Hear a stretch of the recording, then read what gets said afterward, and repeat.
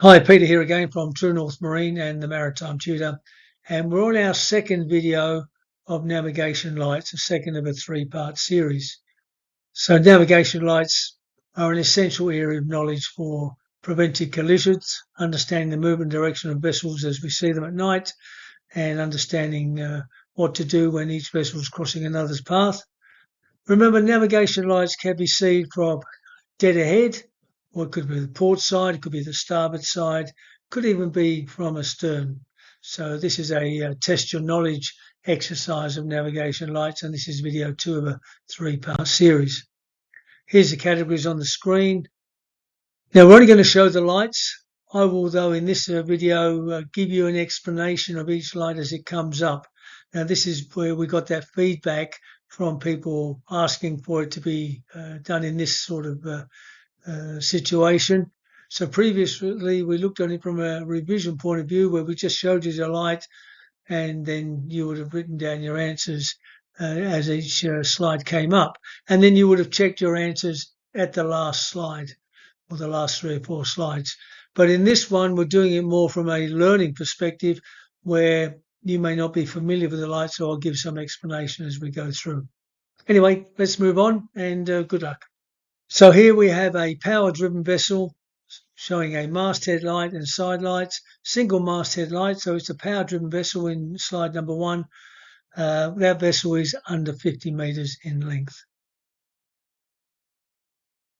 And slide number 2, we now have a power-driven vessel showing 2 masthead lights. So this vessel is over 50 meters in length. It's also showing side lights. Now, how do we know it's over 50 meters in length? So these lights are actually shown on separate masts, and we can tell that by the distance between the lower light, which is the main masthead light, and the higher light, which under the rules says that that light will be shown higher than and above the forward light. And we know that it's on a separate mast because the distance between the two, as we can see, is quite large on the screen, and the rule says that a vessel over 50 meters in length will show a light higher than and abaft of, and the second light will be as a minimum 4.5 meters above the forward light. So that's how we can tell the difference between a power-driven vessel over 50 meters in length, which is showing 2 masthead lights, and a vessel that might be engaged in towing or pushing, where it still shows 2 masthead lights, but the distance is much less than what we see on the screen here. In fact, here in slide 3, we do have a vessel engaged in towing or pushing, where the length of tow is under 200 meters in length, and that's measured from the stern of the towing vessel to the stern of the vessel being towed. But look at the distance between those 2 masthead lights. So if a vessel is under 20 meters in length, that distance of lights has to be as a minimum 1 meter, and they're on the same mast, so in a vertical position. And if the vessel towing was over 20 meters, then that distance would need to be a minimum of 2 meters. Now here again we have 3 masthead lights in a vertical line, indicating that this is a vessel towing or pushing where the length of tow is over 200 meters in length. But again, that distance applies between each light. So if the vessel is under 20 meters, it would be 1 meter separation between the lights. If the vessel is over 20 meters in length, it would be 2 meters separation between the lights. So that's how we can tell the difference between the size of vessels and the length of tows. So here we've got a vessel that is engaged in towing, and the length of tow is variable. We may not even know what that length is.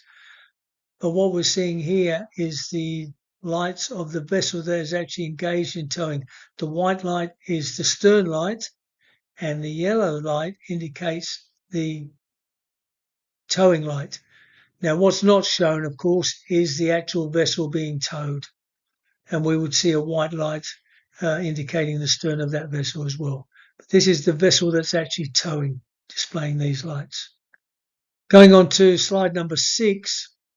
So here now we have a vessel over 50 metres in length, engaged in towing, where the length of tow is under 200 metres in length. Now we're viewing this from the port side of that vessel. That's why we can see that red light. So that's it. Let's start with that. That's the port side light. Let's go to the two lights. They're the towing lights. So we have the lower one being the masthead light for the length of vessel. So that's its main light. The one above that now is the towing light, indicating the length of tow, under 200 metres in length. But this towing vessel is now over 50 metres in length, and that's what the top white light is indicating. So that's the one indicating size of towing vessel, and the one above the two in vertical line is indicating the length of tow. So once again, it's a vessel seen from its port side, engaged in towing, where the length of tow is under 200 metres in length, but the vessel itself that's towing is over 50 metres in length. We have a similar situation, except that we're looking at from this vessel from the starboard side. So this vessel would be moving from left to right in its tow. It's over 200 metres in length. In slide 8, again, a vessel engaged in towing, length of tow under 200 metres in length, towing vessel less than 50 metres in length. But in this situation, we've got the vessel indicating that it is restricted in its ability to manoeuvre. That's the red, white, red. So because he's towing, he's telling us that that tow is affecting his ability to change course. He's severely, that's the word that comes up in the rules, he's severely restricted in his ability to manoeuvre. So therefore he's asking us to keep clear of him, give him a lot of sea room as he navigates his way along with that tow. In this slide, slide 9, we've now got a similar situation again. We've got we're looking at the port side of the vessel. That's that red light down on the bottom of the slide. That's the port side light. The three white lights, length of tow over 200 metres in length. Top white light, the second masthead light, indicating that he's over 50 metres in length. And again, severely restricted, red, white, red, restricted in his ability to manoeuvre. Again, was asking us to keep clear of him.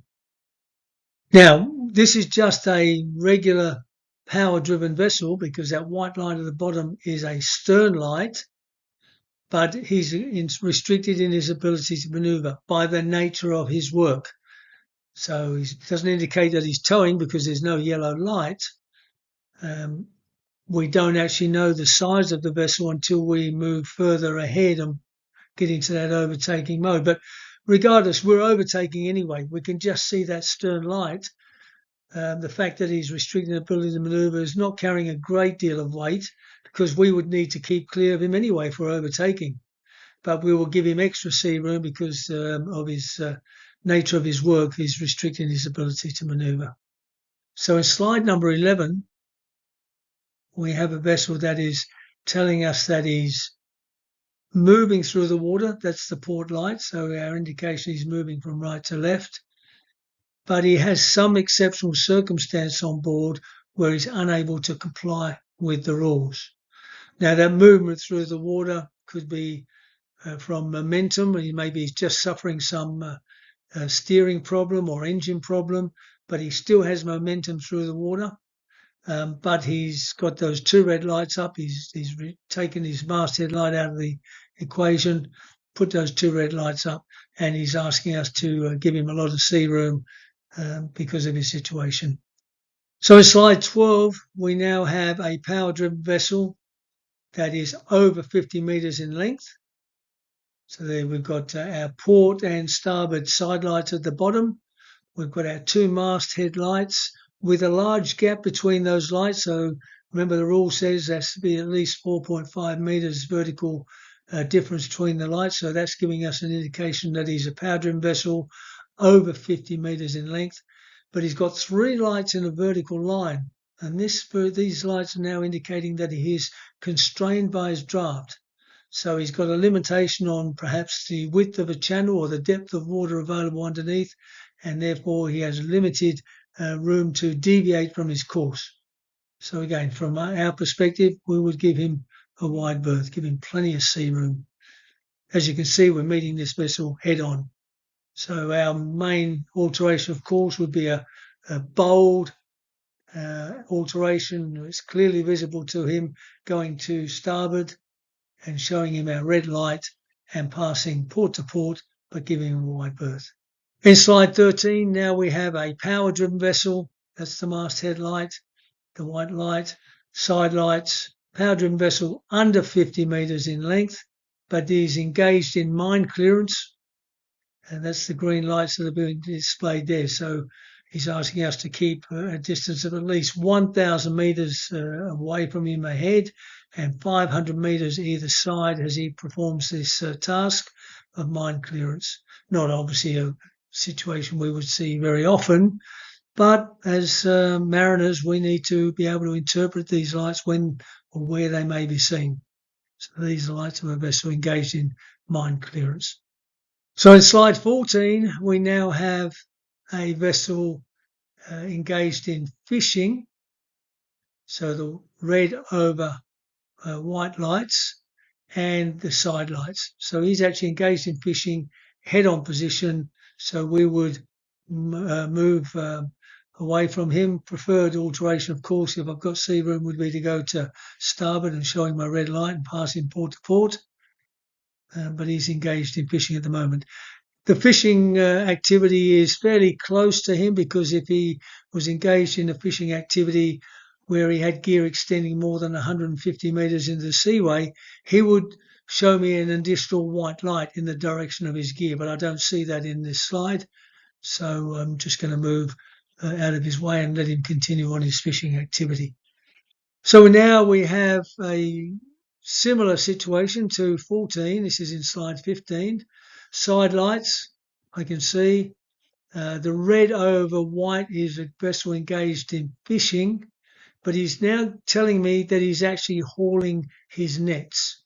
So that white over red is an additional signal telling me that he's hauling nets. So he probably doesn't have a lot of speed on.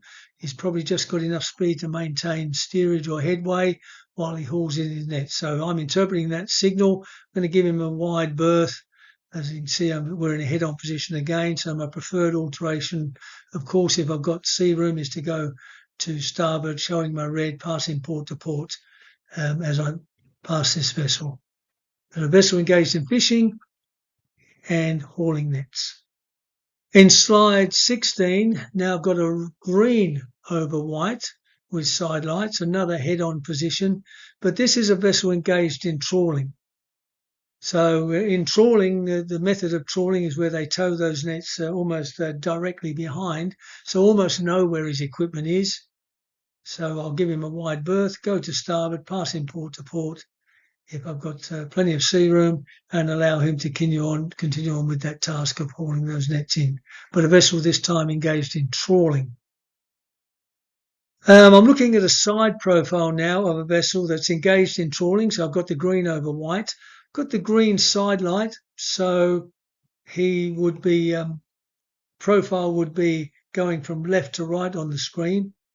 Now, the only difference here is this vessel is over 50 metres in length, and I can see the white masthead light.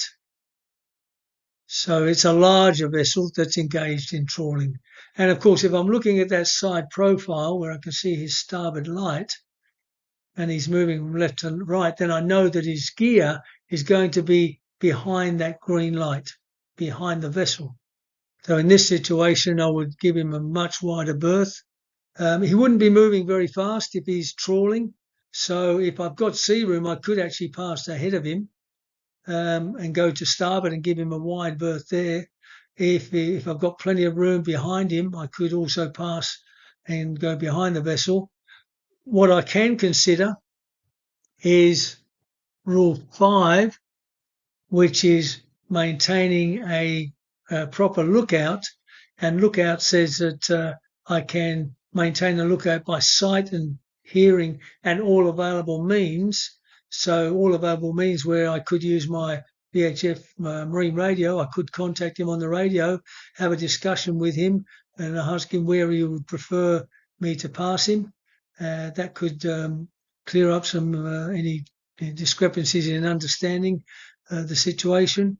So don't think you can't use your radio, because you can, and that would probably be something I would be likely to do, because that would explain why to him while I'm crossing his bow. But we've got a situation here where this vessel is engaged in trawling. So in slide 18, we've got a port light, the one lower down. So here we've got a vessel that's in profile. I'm looking at the port side, and he's moving from right to left. But that red over green is now a signal that sailing vessels can use as an optional signal. So he's got his navigation lights down low, but he's using the optional component of the rule. And this is often used because sailing vessels, if there's any wind out, will heel over. So sometimes those lights can be shining up into the sky or down into the sea, and they are not often clear. And so therefore the optional lights are the ones that can give us that indication that he's a sailing vessel. But I've got them all clear at the moment. So in that situation where he's moving right left, I'm going to go to starboard and pass behind him. And there's a stern view in slide 19 of that same sailing vessel, where I can see his stern light and those optional lights. So in this situation, I know that he's a sailing vessel, and I'll pass either side. That's my option. I can go down his port side or starboard side, as long as I keep clear of this vessel in the overtaking in accordance with Rule 13. The obligation's on me to keep clear of the vessel being overtaken. What choice would I make? Well, what's going to determine that factor for me is where is the wind coming from. So if the wind was coming from, say, the left-hand side of the screen, the port side, I would go to windward. I would stay up windward of this vessel, because I know if he's using the wind as a method of propulsion, then the wind would blow him away from me. If I went to starboard, the risk is he'll get blown down towards me as I'm overtaking. So my preferred method of passing a sailing vessel from an overtaking situation is to go to windward if I've got plenty of sea room to do that. And in slide 20, so we have the starboard light down on the bottom of the screen. So the vessel is moving from left to right on the screen. And this is a pilot vessel on pilot duty. So there's your answers on the screen. Hopefully you wrote down, you made notes, and you can compare them with the answers here. There's the first 5 on the screen. There's from 6 to 10. You can always go back and view this video again if need be and compare your answers. Listen to the discussion that was made. 11 to 15. And finally, 16 through to 20. Okay, hopefully that was helpful for you. So in this video, different from the previous one, I talked through the lights that were being displayed and what I would do in certain situations. So hopefully that was helpful for you. Once again, watch the video a number of times if necessary. Anything you're not sure on, flick me an email, truenorthmarine.com@gmail.com. Just give it a title, navigation lights query, and put in what your query is. Happy to answer back for you. Good luck with it though, and Peter, for now, I'll catch you in the next video.